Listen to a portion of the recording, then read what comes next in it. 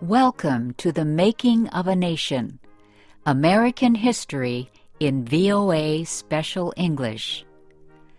A new leader stood before the American people on March 4th, 1913. He was Woodrow Wilson, the 28th President of the United States. Wilson belonged to the Democratic Party. He was progressive in his belief that government should take an active part in efforts for social reforms. This week in our series, Kay Gallant and Harry Monroe begin the story of Wilson's presidency.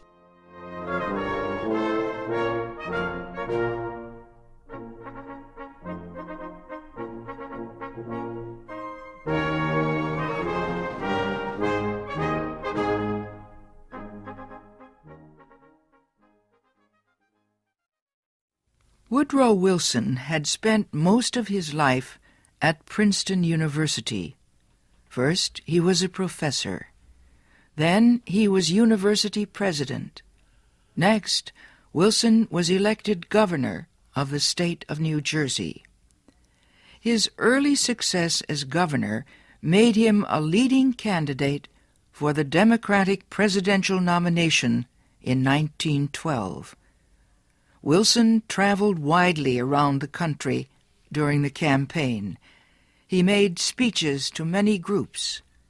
He tried to make himself and his ideas known to as many Americans as possible. Wilson called his program the New Freedom. One of his campaign promises was to fight for better conditions for America's small business owners. Such proposals helped him win the Democratic nomination for president. Then he defeated President William Howard Taft and former President Theodore Roosevelt in the election. Woodrow Wilson, the former president of a university, had become the president of a nation.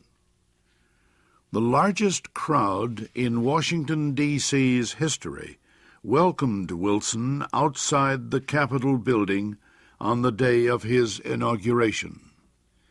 He called on the American people to join him in making the country a better place.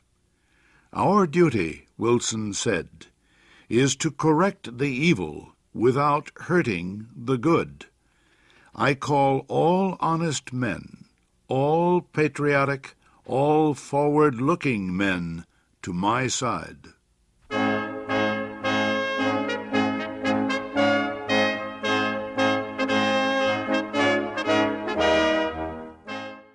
Wilson wasted no time.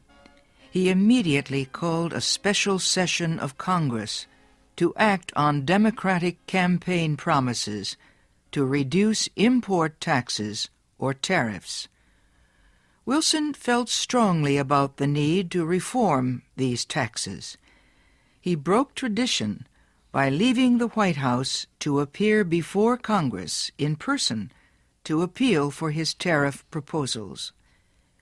Many members of Congress opposed Wilson's plans, but the new president used the results of a Senate investigation to win the fight. The investigation showed that a number of senators owned companies that depended on high tariffs for their profits. The votes of these senators were influenced by their property holdings. Public knowledge of the situation forced many of them to give up their holdings and stop resisting tariff reform. Congress finally approved Wilson's proposals. Lower tariffs reduced the amount of money taken in by the federal government. So the Senate also approved a tax on income or earnings. A constitutional amendment had been passed earlier to permit such a tax. President Wilson and the Democratic Party were pleased with the new tariff and income tax bills. But they were far from finished. Next, they turned their efforts to reform of the banking industry.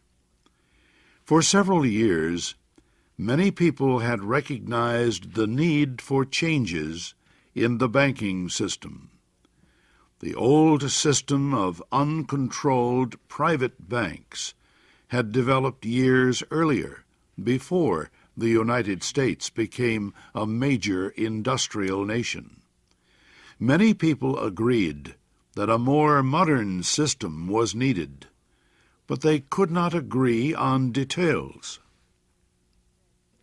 President Wilson said control of the nation's wealth was held by too few men.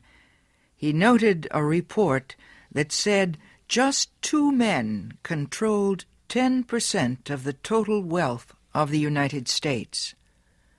Wilson said the nation needed a money supply that could be increased or reduced when necessary to correct economic conditions.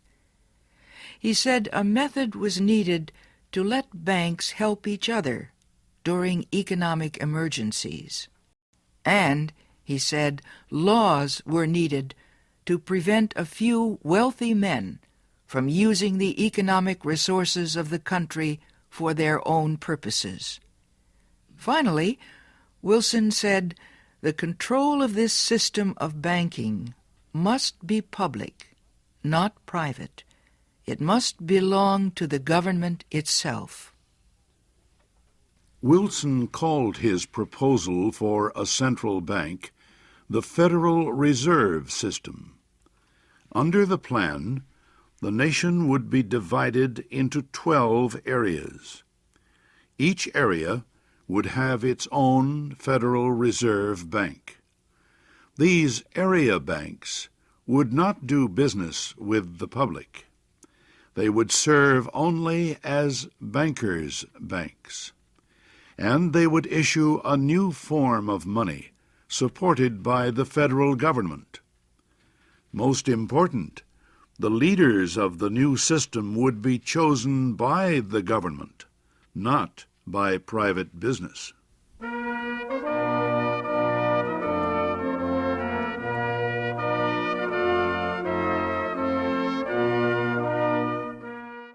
Bankers, business leaders, and their representatives in Congress sharply criticized President Wilson's proposals. They said government control of the banking system was socialism, not capitalism. But Wilson refused to change his proposals, and he helped to lead the fight to make them law. Finally, Congress agreed. It did not take long for bankers to discover that the new system was much better than the old one. Today, the Federal Reserve System is one of the most important institutions in the United States. For Woodrow Wilson, the fight over the banking system was yet another political success. He had won major reforms in the nation's tariffs, taxes, and banking systems.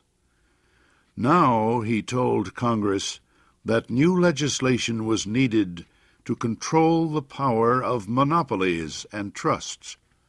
These were the giant companies and business alliances that controlled complete industries.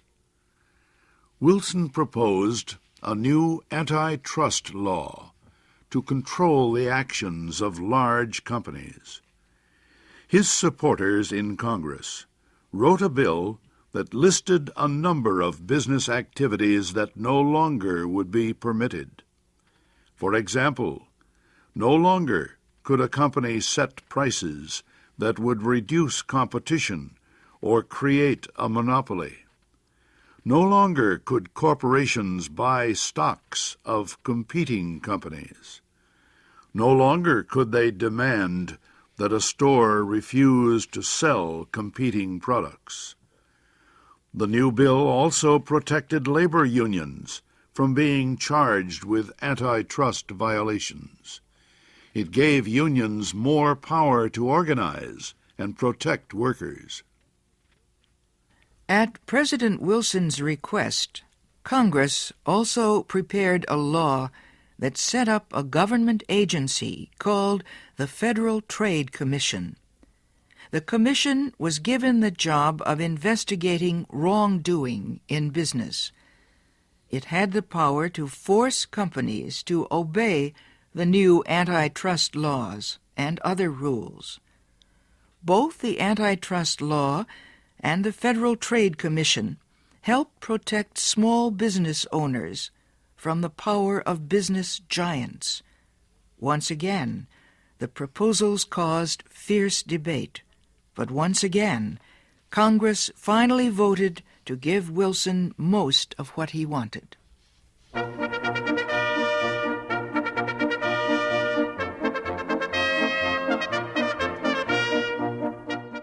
The early months of Wilson's term were one of the most successful times in the history of any president. The new president had won the election by promising major reforms in the economic life of the country, and he had kept that promise. The reforms were not only a victory for Woodrow Wilson, they also changed the face of American business and economics for many years to come. The income tax, for example, grew to become the federal government's main source of money. Woodrow Wilson had taught history in the days when he was a professor at Princeton University. He knew his actions as president could influence the country for a long time. But as a historian, he also knew his own term in the White House could be changed by unexpected events.